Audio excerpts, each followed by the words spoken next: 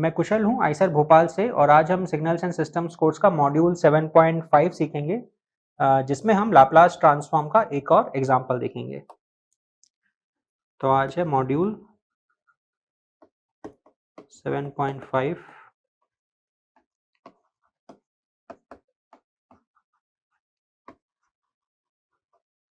Laplace transform example 2।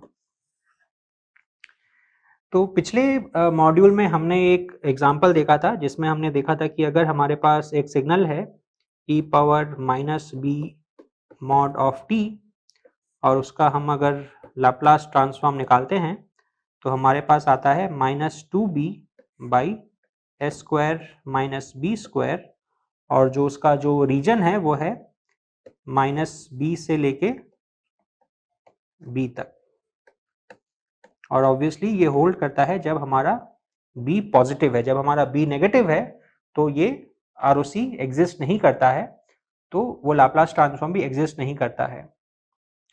तो यहाँ पे हम लाप्लास ट्रांसफॉर्म की एक प्रॉपर्टी वेरीफाई कर सकते हैं जो हमने मॉड्यूल 7.3 में सीखी थी।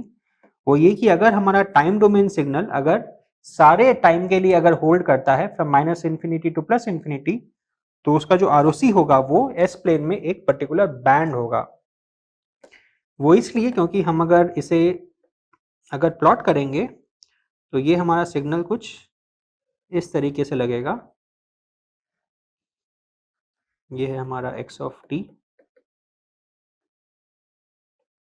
As a function of t और अगर हम उसका ROC अगर प्लॉट करेंगे, ये है सिग्मा j ओमेगा, ये है -b, ये है b, हमारे दो पोल्स हैं, तो हमारा जो ROC है वो इन दोनों पोल्स के बीच में आ रहा है, यानी कि हमारा जो सिग्नल है वो -∞ से +∞ के लिए वैलिड है। तो उसकी वजह से क्या हो रहा है कि हमारा ROC जो है वो एक particular band of values in the S plane के बीच में आ रहा है। आज हम इसका ऑपोजिट एग्जांपल देखेंगे कि अगर हमारा सिग्नल अगर टाइम डोमेन में अगर कॉम्पैक्ट है, वो अगर एक फाइनाइट रेंज ऑफ टाइम के लिए ही नॉन जीरो है, तो हम देखेंगे कि हमारा जो ROC है कॉरेस्पॉन्डिंगली वो इनफाइनाइट एस प्लेन में वैलिड होगा, यानी कि लेफ्ट साइड में भी और राइट साइड में भी वो लाप्लास ट्रांसफॉर्म एग्जिस्ट करेगा। तो वो एग्जांपल एक बहुत ही बेसिक एग्जांपल है जो कि फूरियर ट्रांसफॉर्म में भी हमने स्टडी किया था और जिसको हमने बताया था कि वो सिग्नल प्रोसेसिंग में बहुत इंपॉर्टेंट रोल प्ले करता है, वो है रेक्टेंगुलर पल्स। तो हम इस सिग्नल को लेते हैं t, ये है x ऑफ t और ये है रेक्टेंगुलर पल्स जो कि -t1 से t1 को जा रही है विद अ मैग्नीट्यूड ऑफ 1। जैसा कि हम जानते हैं कि इसका जो फूरियर ट्रांसफॉर्म होता है वो एक सिंक फंक्शन होता है जो कि हमें अलग अलग तरह के फिल्टर्स को एनालाइज करने में बहुत मदद करता है। तो इस मॉड्यूल में हम इस रेक्टेंगुलर पल्स का लाप्लास ट्रांसफॉर्म निकालेंगे जो कि इसके फूरियर ट्रांसफॉर्म से थोड़ा अलग है। तो इसका जो लाप्लास ट्रांसफॉर्म है वो होगा x of s is equal to -∞ to +∞ x of t e power -st dt। तो अब हम अगर यही फॉर्मूला अगर यूज करेंगे तो अभी हमारे लिमिट्स क्या हो जाएंगे, क्योंकि हमारा जो सिग्नल है वो सिर्फ -t1 से t1 के लिए ही नॉन जीरो है, बाकी हर टाइम के लिए वो जीरो है। तो यहाँ पे हो जाएगा -t1 से +t1 e power -st dt और इसे हम बड़ी आसानी से इंटीग्रेट कर सकते हैं। ये है e power -st by -s from -t1 to t1। तो फिर यहाँ पे ये क्या आएगा, e power -st1 minus e power st1 by -s। ये t1 कहाँ से आया, -t1 को हम जब यहाँ सब्स्टिट्यूट करेंगे तो ये माइनस माइनस प्लस हो जाएगा और यहाँ पे आ जाएगा e पावर st1। अब आपको याद होगा कि हमने एक मॉड्यूल में आपको बताया था कि जो साइन हाइपरबॉलिक और कॉस हाइपरबॉलिक फंक्शंस के बारे में, तो उनको यूज करके हम इसे लिख सकते हैं, this is equal to E power S T one minus E power minus S T one divided by 2 into 2 by S.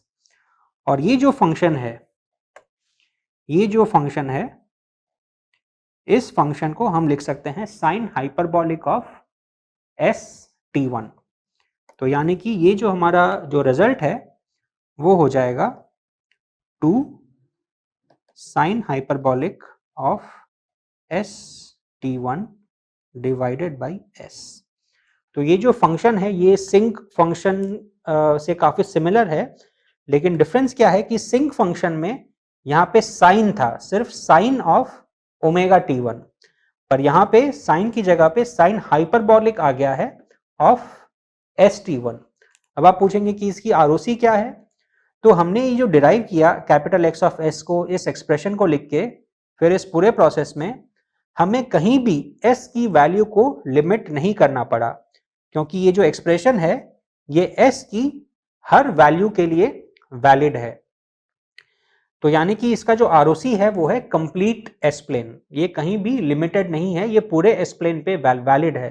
तो ये अगेन हमारे फूरियर लाप्लास ट्रांसफॉर्म के एक प्रॉपर्टी को दर्शाता है कि अगर हमारा जो एक्स ऑफ टी है वो अगर टाइम डोमेन में अगर लिमिटेड है, वो सिर्फ एक फाइनाइट टाइम वैल्यू के लिए वैलिड है, तो उसका जो लाप्लास ट्रांसफॉर्म होगा वो पूरे एस प्लेन में वैलिड होगा। तो यहाँ पे आप कहेंगे लेकिन इस सिग्नल, इस लाप्लास ट्रांसफॉर्म का तो एक पोल है s इक्वल टू 0 पे, तो वहां पे ये वैलिड नहीं होना चाहिए।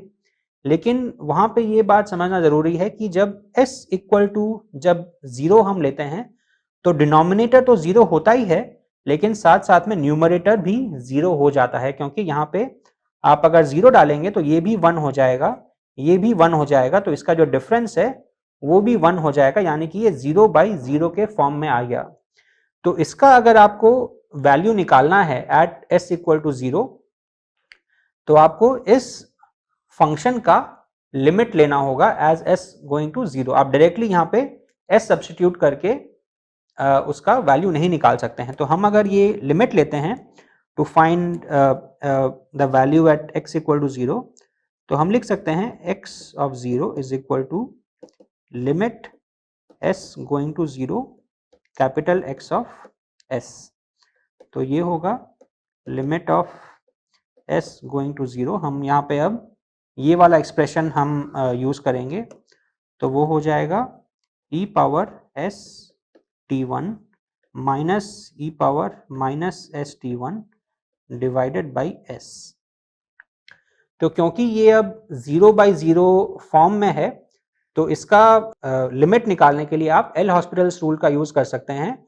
और उसमें क्या होता है कि आप न्यूमरेटर को और डिनोमिनेटर को with respect to the variable आप डिफरेंशिएट कीजिए और फिर उसकी लिमिट निकालिए, तो आपको वही सेम वैल्यू आएगी। यानी कि यहाँ पे हम लिखेंगे this is equal to limit S tending to 0। हम अगर डेरिवेटिव लेंगे ऊपर और नीचे, तो ऊपर आएगा t1 e power s t1 plus t1 e power s t1 divided by 1। तो ये कहां से आया हमारे पास, यूजिंग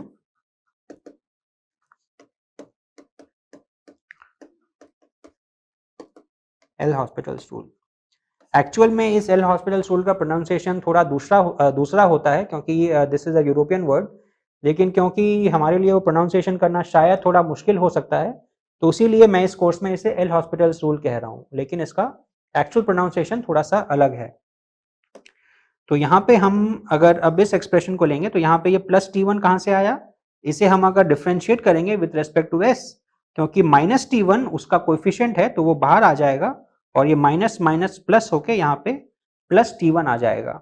और अब हम अगर यहाँ पे s टेंडिंग टू 0 अगर करेंगे, तो हमारे पास कोई प्रॉब्लम नहीं है, क्योंकि डिनोमिनेटर इज इक्वल टू 1 और न्यूमरेटर में this will become 1, this will become 1, so this will become 2t1।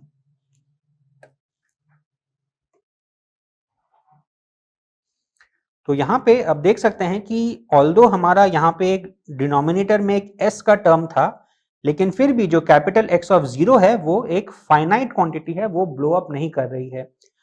तो यहाँ पे एक और कॉन्सेप्ट समझना बहुत जरूरी है जिसके बारे में मैंने पहले भी बताया था कि जो पोल्स एंड जीरोस का जो कॉन्सेप्ट है लाप्लास ट्रांसफॉर्म में, वो तब वैलिड है जबकि आपका लाप्लास ट्रांसफॉर्म का एक्सप्रेशन एक रैशनल फंक्शन हो, यानी कि आपका न्यूमरेटर और डिनोमिनेटर दोनों ही एक पॉलिनोमियल हो इन टर्म्स ऑफ एस। लेकिन यहां पे आपका जो न्यूमरेटर है वो एक पॉलिनोमियल नहीं है, that is a sign hyperbolic function, और आपका सिर्फ डिनोमिनेटर ही पॉलिनोमियल है। तो यहां पे आप ये नहीं कह सकते हैं कि हमारा s इक्वल टू 0 एक पोल है, क्योंकि s इक्वल टू 0 पे हम जब लिमिट लेंगे तो हमारे पास एक फाइनाइट वैल्यू आ रही है उस लाप्लास ट्रांसफॉर्म की, यानी कि ये जो लाप्लास ट्रांसफॉर्म है ये पूरे एस प्लेन पे वैलिड है और कहीं पे भी कोई इसमें पोल्स नहीं है। तो ये अगेन एक बहुत इंपॉर्टेंट एग्जांपल है लाप्लास ट्रांसफॉर्म में। आगे के कुछ मॉड्यूल्स में हम लाप्लास ट्रांसफॉर्म के बारे में और भी कुछ सीखेंगे। Thank you.